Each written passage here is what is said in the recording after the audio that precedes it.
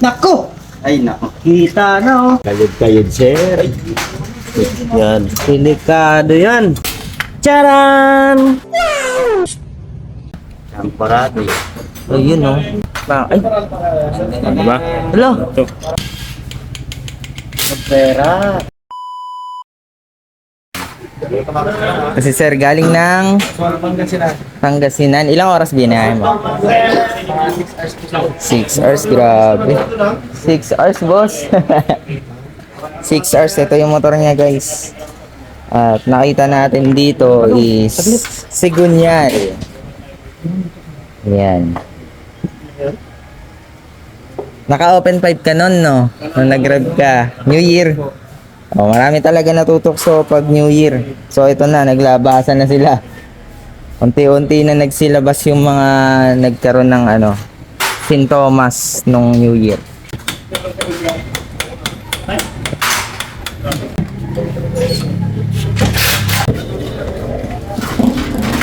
Malalaman natin yan pag binuksan.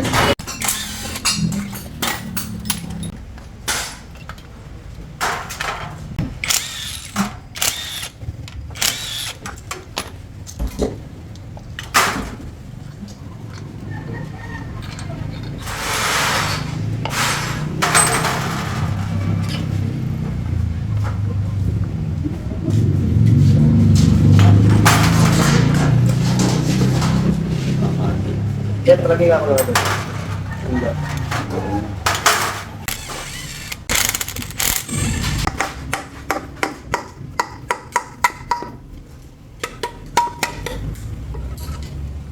Bash ka niyan, kuya. Pinukpok mo.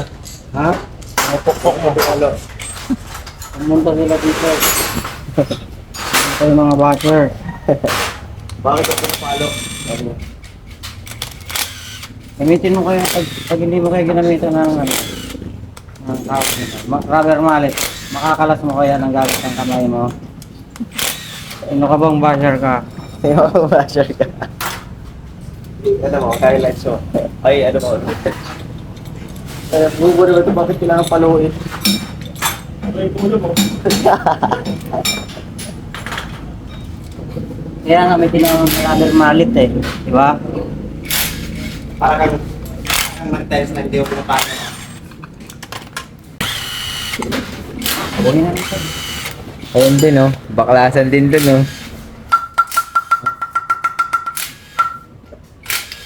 Oh, pinalo mo na naman. Tinalo mo na naman. Lagot ka dyan. Ayan, boss. Full wheel. Full weld. Wala pang Naku! Ay, nako. Kita na oh. Kayod, sir.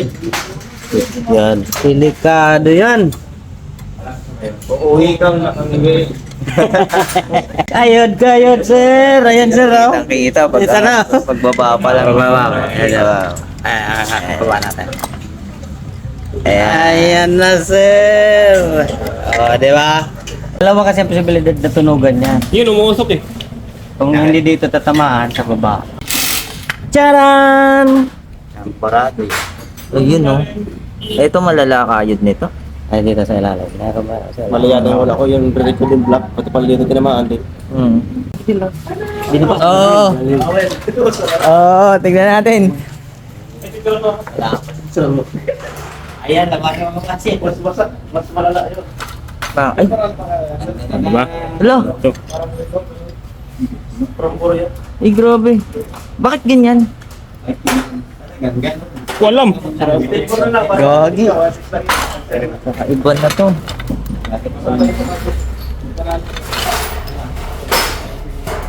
Pag-asa ka.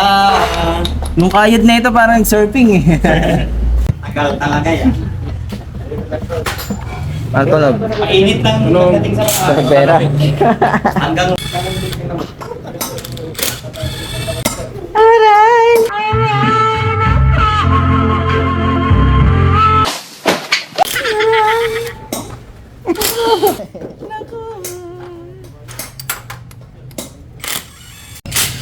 anong tunog nito? Pero Pera. Pera. Bakit daw tinutok-tok mo din? Natulog ka lang talaga yan kasi tinutok-tok mo. Walang alaman. Hindi natin tuktokin, ganito natin. Tinutuktok pa rin, di ba?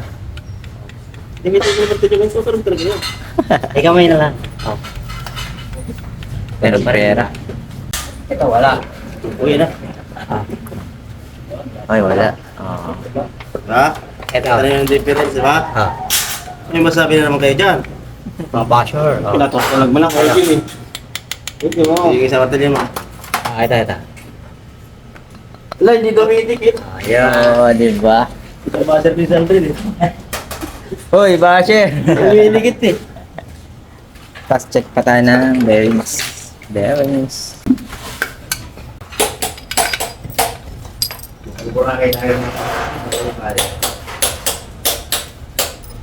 Mupya! Ano, nakalas na yan? Oo, nakayan na.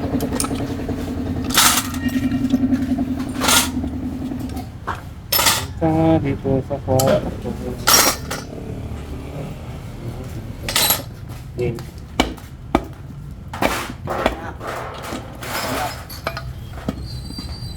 May lang. Nagpera. Ito ng pera talaga eh. Ngayon lang. Ano nga lang. Lakas oh. Ngayon lang. Lakas gag. Tunog na tunog eh. Ayan, ito na yung mga pyesa nila sir. Ito, mga nililinis. Pagkatapos natin makita yung problem ng motor, ayan, lilinisin natin to lahat para makita natin kung alin pa yung merong mga, kung meron mga tama, at bago ibalik malinis na. Do it ah.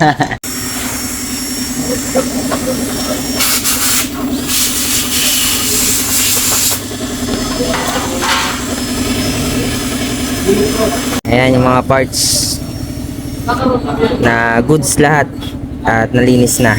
So yung mga kailangan na lang palitan, yun na lang yung aasikasuhin. Ito rin, linis na. And ito naman yung para dito.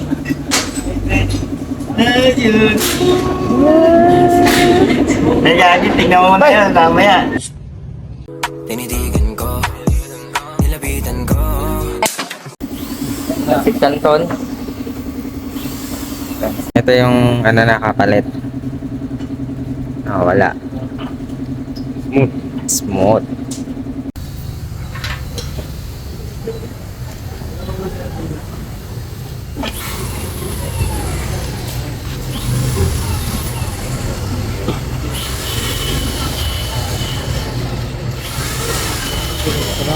Pasok agad, no? Pag malamig, pero sa amin kabit yung bearing. Pinupukpok ng iba. Mainit, may metal tayong tatawag na metal expansion, lumuluwag yung lagay ng bearing. Pag lumamig siya, check na.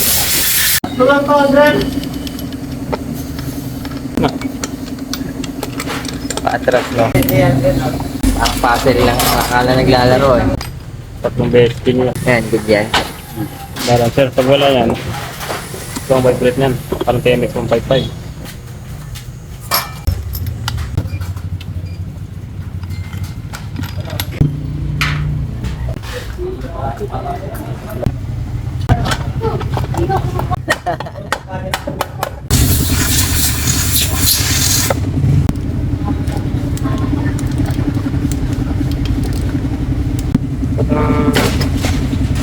Ay, wala pa siyang ano.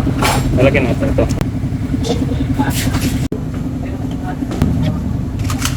Ano damage? Huwag mo na naman yan.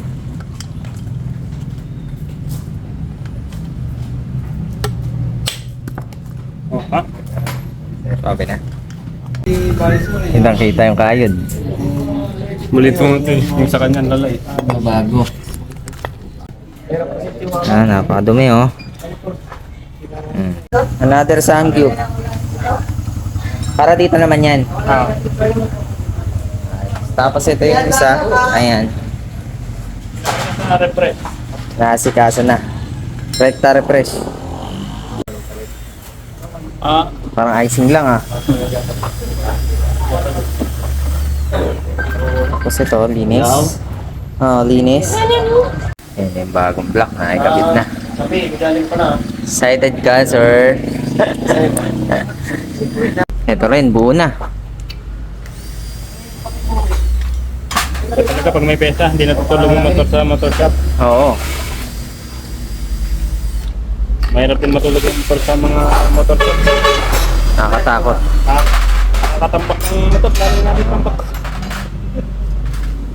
Ayun, kagandahan dito, may pyesa tayo. SGP. So, pag nagpagawa ka ngayong umaga, kayang tapusin ng hapon. Kapag mga ganitong major.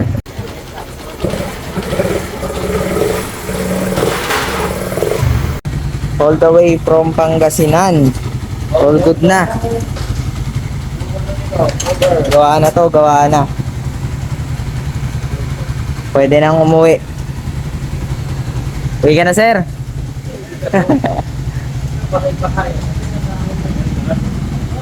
Boss, pauwi na natin, boss. Bakit mo na? Bayad muna pala. Sabi mo. Magkano ba abutin? Check natin kung magkano abutin. Tama naman. 20 mil. Gawit ka? Alright, ito si sir. Medyo tuwan-tuwa oh. Tuwan-tuwa oh. Ayos na ulit yung motor niya from Pangasinan. Ito inabot ng bill niya. Inabot 11,600. Discounted ng 495. Ayun, ayos. Okay, ito na yung motor ni sir. Buo na to. Ito yung isang ginagawa kanina na binaba din. So itong inabot naman ng kanya 22. Discounted 10% pa yan. So on total 22,148.